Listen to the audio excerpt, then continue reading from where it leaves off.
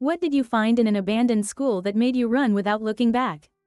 A class register. All the students' names were ours. But the year said 1979, and none of us were born yet. We were 17. It was the summer before graduation, and we had just survived our final exams. Not passed them, survived them. You could tell by the way we were all acting, like escapees from some long-term sentence. There was a kind of energy in the air, the feeling that everything was about to change. And we needed one last story to bind us together before the world scattered us like dandelion seeds.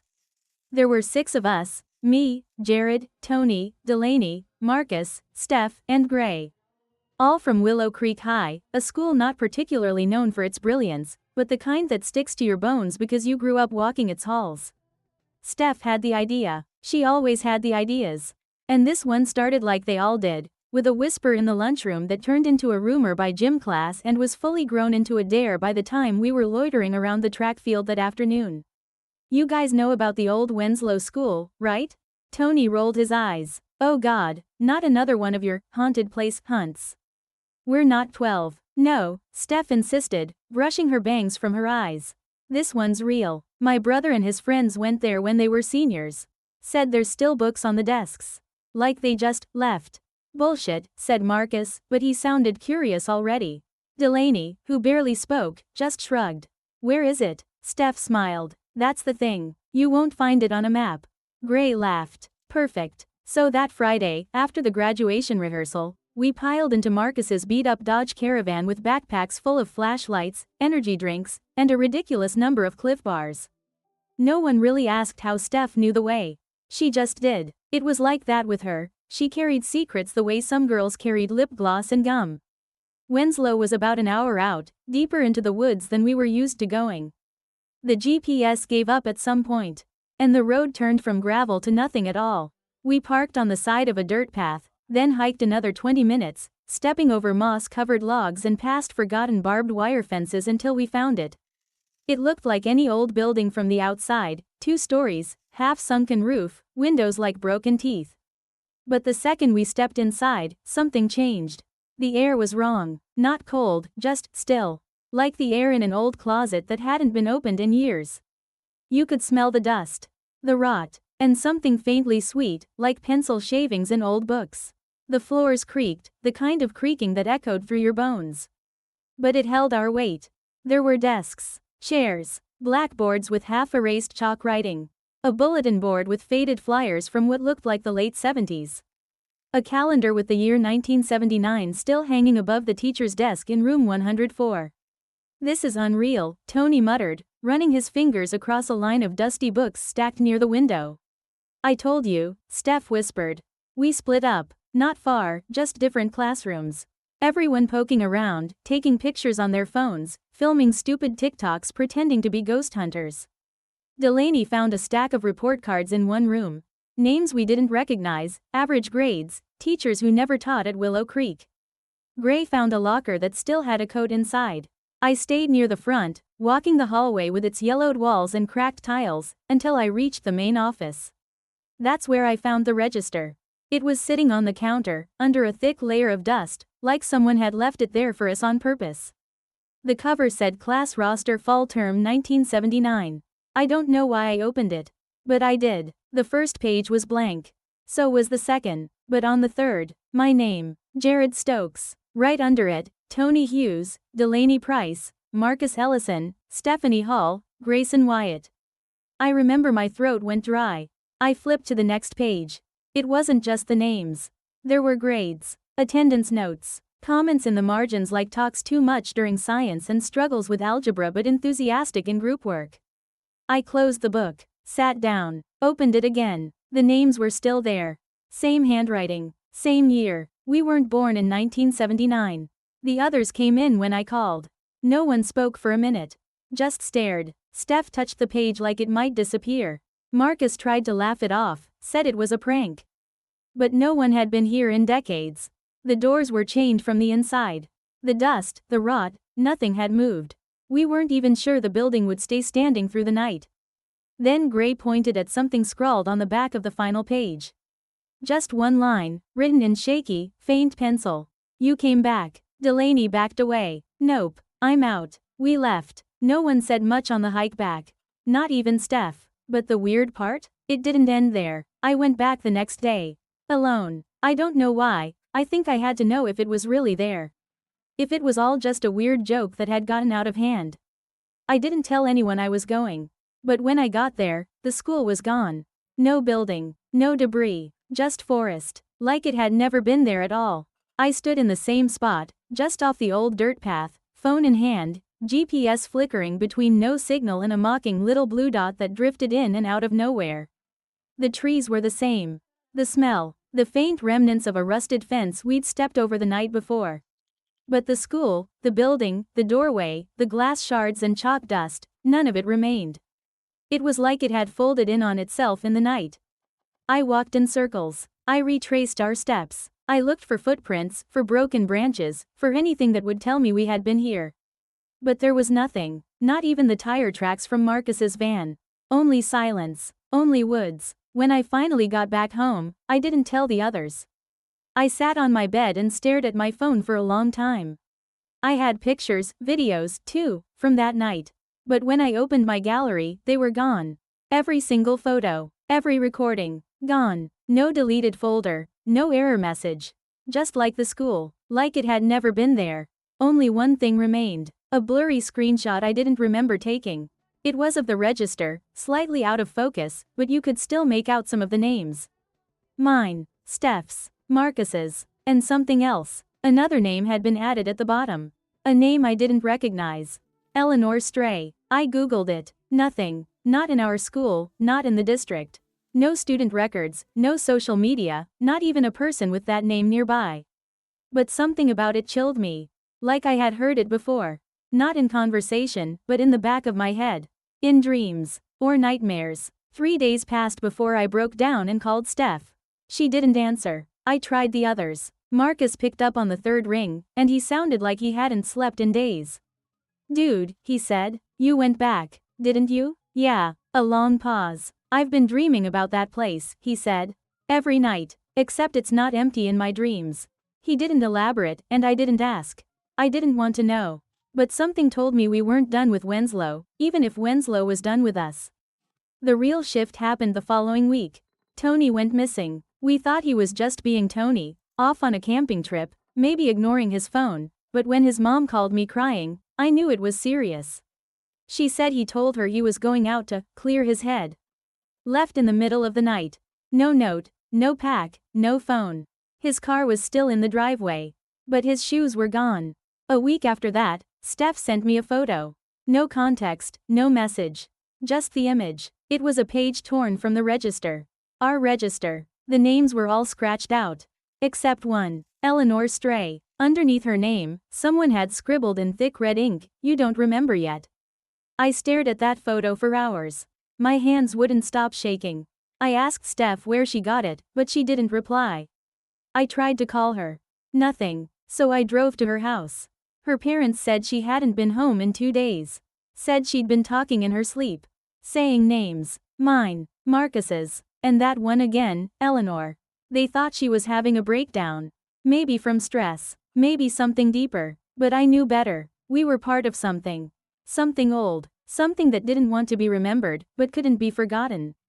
Either. The next night, I dreamt of the school. It was intact again. But different. Cleaner. Newer. Full of noise, children laughing, lockers slamming, the buzz of fluorescent lights. I was walking down the hall, but I was young again. Maybe 9. Wearing clothes I didn't own. My body smaller, lighter. I passed a mirror and didn't recognize the face. Then I saw her. Eleanor. She stood at the end of the hallway, her head tilted, long dark hair covering half her face. She didn't move, just watched me, and whispered something I couldn't hear. I woke up with blood on my pillow. My nose had bled during the night. My ears rang for hours. The others were all having dreams too. Marcus said he saw his own handwriting in old textbooks. Delaney started having night terrors. Gray stopped responding to messages completely. His sister later told me he'd been admitted to a facility upstate. Something wanted us to remember. But whatever we were supposed to remember, it wasn't ours. It was a memory that didn't belong to us. A life we never lived. Or maybe we did. That's when I started digging into Winslow itself. There were no public records of the school. Not on the county site.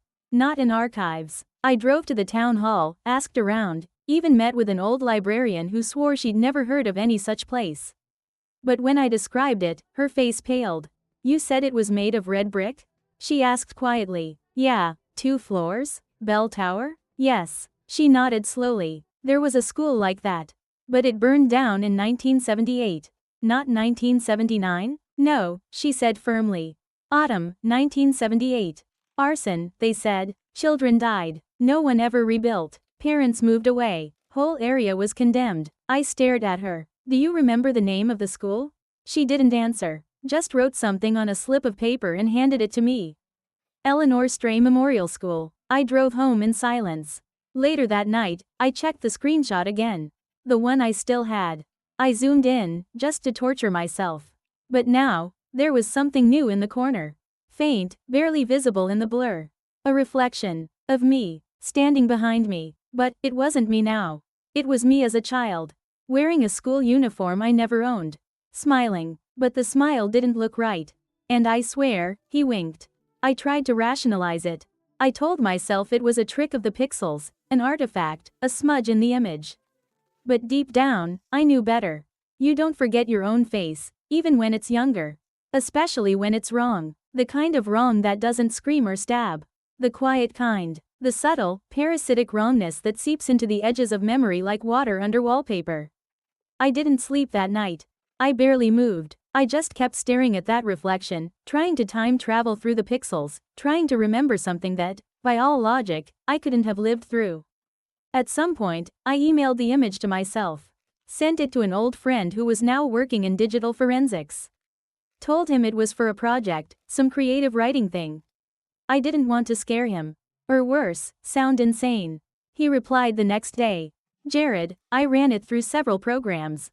It's not a composite, it's not AI, and it doesn't match your current facial geometry. But it is you. Or at least someone genetically identical to you. Around age 9-10, I'd guess." "You sure this is fictional?" I didn't respond. What was I supposed to say? Later that week, Steph came back. She showed up at my door like it was a normal afternoon. But her eyes, man, her eyes looked hollow. Like someone had turned off the lights behind them. She was carrying a notebook. One of those cheap spiral ones from Walmart. It was full, cover to cover. Names, dates, drawings of hallways, floor plans of the school. I didn't ask her to explain. She sat down on my living room floor, cross-legged like a kid in kindergarten, and started flipping through it. "They called it a continuity fold," she whispered. I didn't understand. She looked up at me, blinking like it hurt. Some of the students, they were enrolled twice. Once in 1979, and again later. But they weren't held back. They were reset. My mouth went dry. "You think we were?" "I know we were," she said. "And it's not just us. It's generational, cyclical, like echoes in the same building. Different years, same souls." She showed me a page. A photo was taped to it. Black and white, yellowing. A group of kids standing in front of the school, smiling, hands on knees, the way school photo lines always are. And there, in the back row, me, and Tony, and Steph, and Delaney, and Marcus, and Gray, all of us, aged maybe 10, wearing clothes from the late 70s. I leaned closer. "This isn't real." "It is. But that can't be us." She pointed to the bottom corner, where a teacher was crouching beside the group. A woman with stern eyes, pinched lips, and a faint scar under her chin. "That's Eleanor," she said. "Eleanor Stray." I whispered, "She was real?" "She still is." I had to know. I had to dig deeper. I went through old newspapers, library microfiche, obituaries, hours and hours. And finally, I found something. A single obituary, clipped from a regional paper in October 1978. Eleanor Stray, 46, passed unexpectedly in the fire that destroyed Winslow Elementary School. A devoted teacher, she was known for her unorthodox teaching style and belief in spiritual memory retention. She is survived by no known relatives. No mention of students. No mention of arson. Just unexpectedly. I took it to Steph. She never left. She said, "That's why the register keeps changing. That's why we're in it." I asked her what she meant. She pulled out a folded page from the back of the notebook. It was a crude map. The school, the halls, the rooms, and a door marked X at the end of a hallway labeled West Wing. I saw it in a dream, she said. But it wasn't a door. It was more like a frame. Like a mirror without glass. Or maybe a window. But it didn't look out, it looked in. I felt sick. Marcus texted us the next morning. He said he'd found something. Not at Winslow, it was still gone, but in his basement. A trapdoor, hidden behind shelves that had never been moved. He sent photos. Brick walls, old shelves, dirt floor. And the edge of something else. A step. Downward. We went there that night. Me, Steph, Marcus, and Delaney. Gray was gone. His sister said he wasn't talking anymore. Tony was still missing. We didn't speak as we descended the creaky wooden stairs into the dark below Marcus's house. The air smelled like mildew and rust.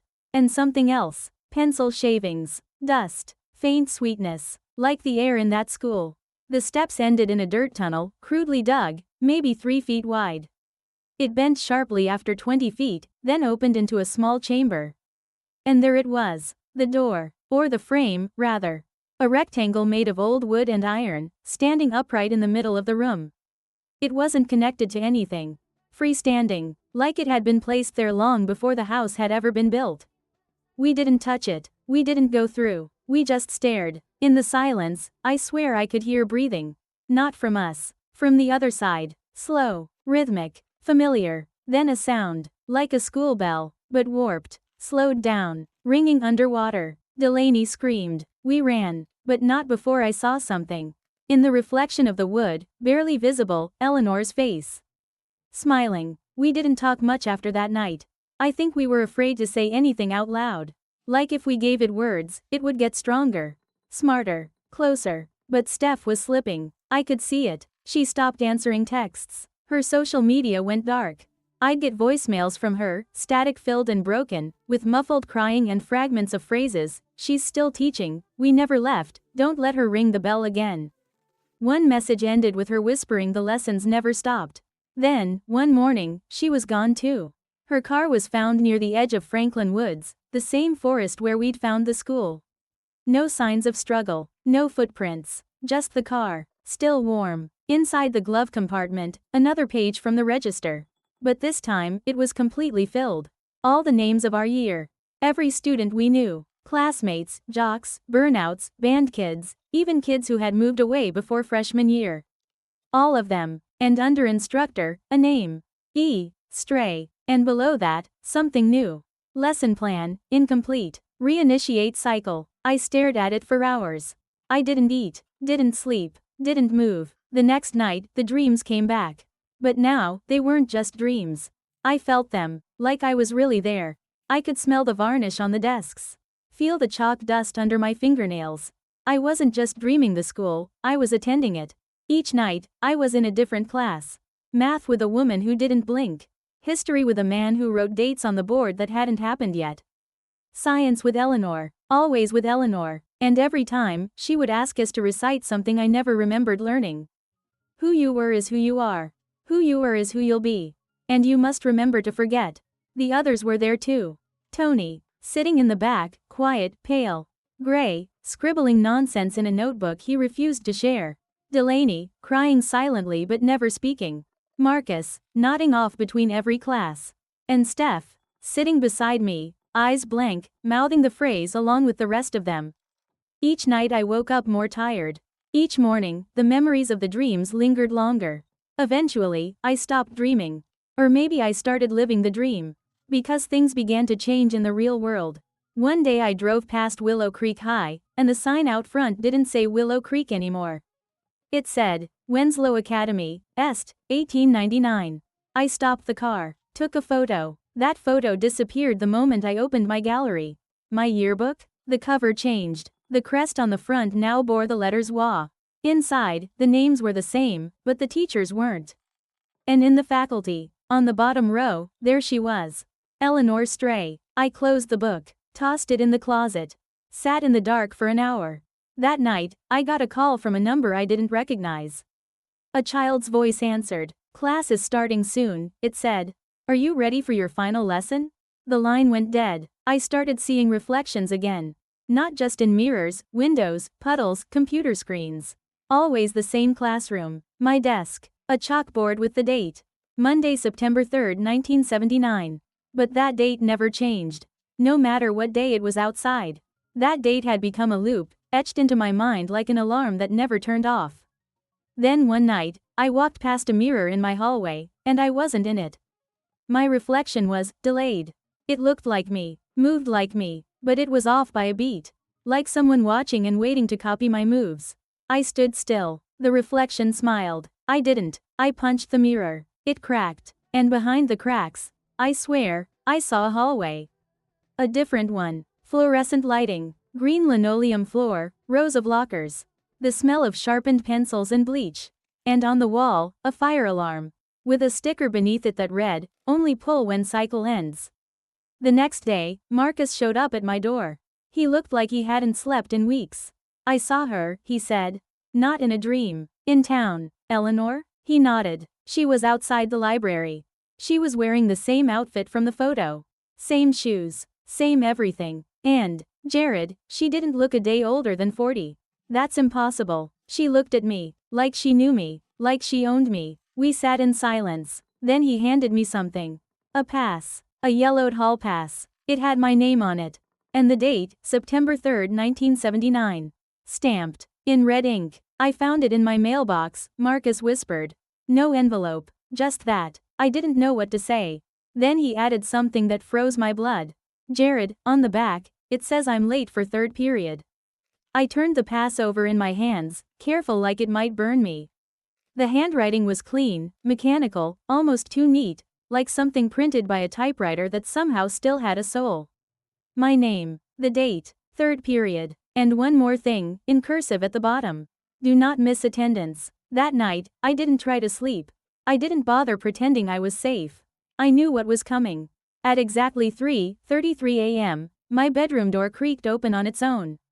It was dark, no wind, no movement, but I could hear it. A bell, faint, distant, muted like it was ringing through a wall of dirt and time. I stepped into the hallway. No lights, no sounds, but the air smelled sweet.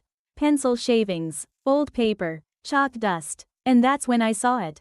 At the end of my hallway, past the linen closet, past the bathroom I'd used 1,000 times since I was a kid, there was a door. Not one that had ever been there before. A wooden door, with a brass handle, and etched into the top in crooked, scorched lettering. Room 3B. I stepped forward like I was underwater. Every cell in my body screamed to run. But something stronger pulled me forward. Not curiosity, not fear, recognition. The handle was cold, not metal cold, old. Like it had waited for me. Like it had only ever fit my hand. I opened the door, and stepped into the classroom. It was exactly the same as in the dreams. The same rows, same chalkboard, same humming fluorescent lights above. The air was still, my footsteps didn't echo. There were no students, just desks. And at the front, a single figure, turned toward the board. Writing with slow, deliberate motion. She stopped, turned, and smiled. "Mr. Stokes," she said. "You're late." I opened my mouth, but no sound came out. She beckoned me with a piece of chalk. "Since you're the only one here today, I suppose we'll begin with review." She walked toward the board and underlined the words already written there. "Who you were, who you are, who you'll be." Then she turned to me, eyes calm. Knowing. "Do you remember yet?" "No," I whispered. She stepped closer. The air around her shifted. Like heat off asphalt. Her eyes shimmered. "Then let's begin again." I blinked. And the room was full. All the desks, occupied. Gray, Delaney, Marcus, Steph, even Tony. All of them, silent, still, looking forward like obedient children. No one looked at me. And in the seat directly in front of me, a younger version. 9, maybe 10. Same slouch. Same birthmark behind the left ear. He turned around, smiled. "You'll get it right this time," he whispered. The bell rang, and I woke up, in my bed, sweating, shaking. But something was wrong. The light was different. I checked my phone. No signal. Date, September 3, 1979. I blinked, rubbed my eyes. It didn't change. I opened the closet. My clothes were gone, replaced with stiff, scratchy slacks. Button-up shirts. A windbreaker with an old Winslow crest. I ran to the window. It wasn't my neighborhood. It was a row of low brick buildings, a chain link fence, a faded stop for children sign. And in the middle of the cul-de-sac, Steph. Waving, wearing a school uniform, smiling like she'd never left. I staggered back from the window. What was happening? What was I in? A memory? A loop? A second life? The hallway door creaked again. A voice from beyond it, calm and rhythmic. Class is starting. Attendance is mandatory. I grabbed my phone. No apps. No messages. Just one note in the memo section. You can leave when you pass. Pass what? I was still holding the hall pass. And now, on the back, in fresh ink. Welcome back. Third period is history. I looked into the mirror in the hallway. And saw the classroom again. But this time, every desk had a nameplate. Mine said, repeat number 4. I didn't go to school that day. At least, I don't think I did. It was hard to tell what was dream and what wasn't anymore. I wandered the halls of that not my house in that not my town, feeling like I was waiting for a scene to start that had already ended. Or never began. Everything around me was quiet. But it wasn't peaceful quiet. It was exam silence, that thick, weighted hush before someone turns over the first page of a test. Like the world itself was holding its breath, waiting to see what I'd do next. I found Marcus sitting on a curb near the playground, flipping through an empty notebook. When I sat beside him, he didn't look up. You figured it out yet? He asked. I don't think there's anything to figure out. He nodded slowly, almost like he agreed. Or gave up. I think this is what she wanted, he said. Who? But I already knew. We both turned at the same time. There she was. On the swings. Eleanor. Rocking slowly. Back and forth. Her hair braided down one side. A book in her lap. Not watching us. Just waiting. I think we were always meant to come back, I said quietly. Marcus didn't respond. We sat like that for a long time. Eventually, the bell rang. Low. Distant. The same as always. I stood up. He didn't. Are you coming? He shook his head. I failed too many times. I nodded. Walked away. Back toward the school. Toward room 3B. And as I opened the door, everything went still again. The same old classroom. Same air. Same desk. And on the chalkboard, one last message. You're almost ready. No signature. Just chalk dust, hanging in the beam of light that sliced through the window. I sat. And waited. Because maybe this time, I'd pass. Maybe this time, I'd remember. Maybe this time, I wouldn't be the student. Maybe this time, I'd be the teacher.